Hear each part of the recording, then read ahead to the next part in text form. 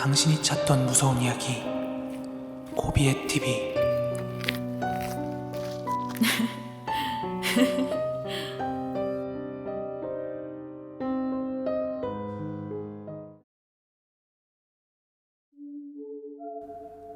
(2022년 10월 4일) 고비의 TV 공포라디오입니다. 사고뭉치 현이님의 사연입니다. 이 이야기는 제가 직접 겪은 일로 거짓이 1도 없음을 맹세합니다. 제가 20살 되던 해에 실제로 겪은 일인데요. 그 당시 제가 아는 형님 하나가 도미노 피자를 운영하고 있었는데 한참 바쁜 시기에 알바들이 단체로 그만두는 바람에 갑작스럽게 직원난이 찾아온 거예요. 그래서 그 형이 저한테 도와달라고 SOS를 쳐서 한 달 정도 제가 도와주고 있을 때였습니다. 그러다 하루는 저녁 마감 시간이 다 되어갈 무렵에 배달하는 친구들은 다 퇴근시키고 마지막 집에 제가 직접 배달을 갔습니다. 그때 당시만 해도 도미노 피자가 주문하고 배달이 30분 넘으면 막 공짜로 주는 이런 마케팅을 하고 있었죠. 근데 어차피 그게 마지막 배달이었기 때문에 저는 신나게 배달을 갔습니다. 당시 마지막 배달지였던 가양 주공아파트 11층. 저는 신나게 달려가서 엘베를 타고 올라갔죠. 빨리 마무리하고 퇴근할 생각에 신나서 말이죠. 그 아파트 구조를 설명하자면 엘리베이터를 내리면 정면으로 약간 걸어가서 좌우 양쪽으로 복도가 나뉘는 그런 복도식 아파트 구조였습니다. 저는 11층에서 내려서 오른쪽으로 꺾은 뒤에 해당 집에 배달을 완료하였고 다시 엘리베이터로 돌아와서 탑승한 뒤 그 집을 받은 현금을 주머니에 넣는다고 제가 1층 버튼 누르는 걸 까먹고 있었나 봐요. 그런데 주머니 쪽을 막 주섬주섬하고 있는데 뭔가 모를 이상한 시선과 이질감이 느껴지는 거예요.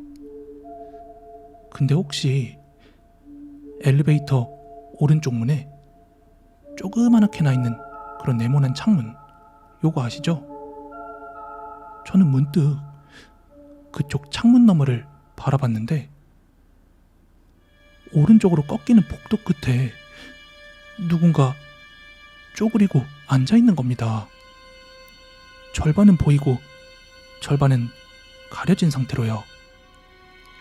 근데 이게 희한한 게 그게 사람인 것은 알겠는데 눈, 코, 입이 안 보이더군요. 순간 등골도 오싹해지고 몸도 굳어버렸어요. 저는 겨우 용기를 내서 엘리베이터 1층 버튼을 누르고 양쪽에 있는 거울들은 쳐다도 보지 못했습니다.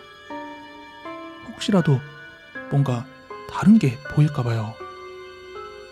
그리고 저는 1층에 내려오자마자 바로 경비실 앞으로 달려가서 그 지인 사장님 형님에게 전화를 걸어서 나 좀 데리러 오라고, 배달 스쿠터는 내일 찾아가면 되니까 일단 나 좀 살려달라고 했던 그런 기억이 있습니다.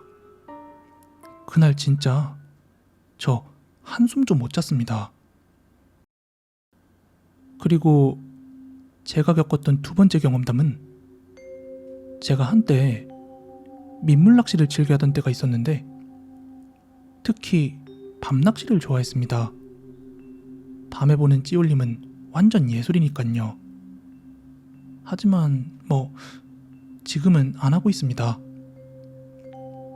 정확한 위치를 말씀드리기는 뭐하지만 전북에서 있었던 실화이고요.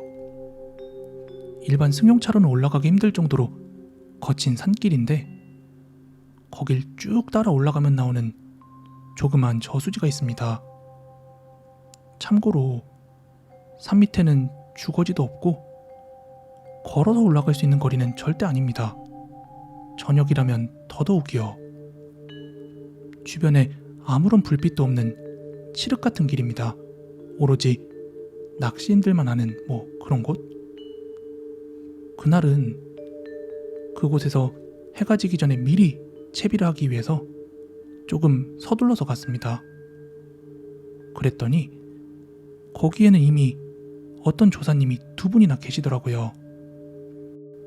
그렇게 인사를 나눈 뒤 채비를 하던 중 해질 무렵이 되자 그중 한 분이 자기는 유흥업소를 운영하고 계신다면서 가봐야 한다고 철수를 했고요.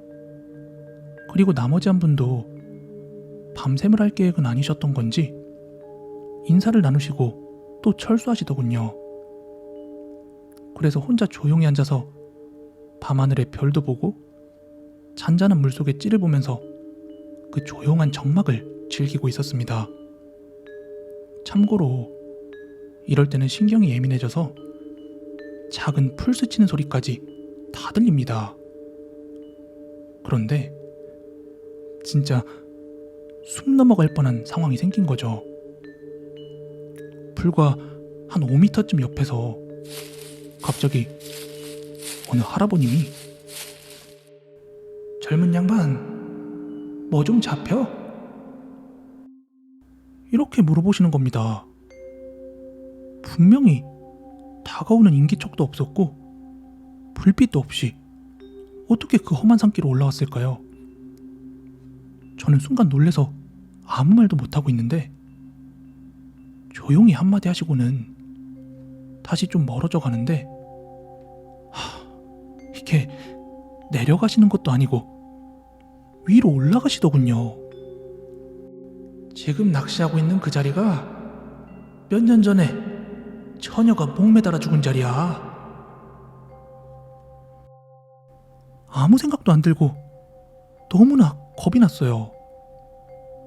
저는 낚싯대 정리고 뭐고 그냥 트렁크에 막 집어 던져서 챙겨놓고서는 룸미러는 쳐다도 못 보고 마구 내달려서 복귀한 적이 있었습니다.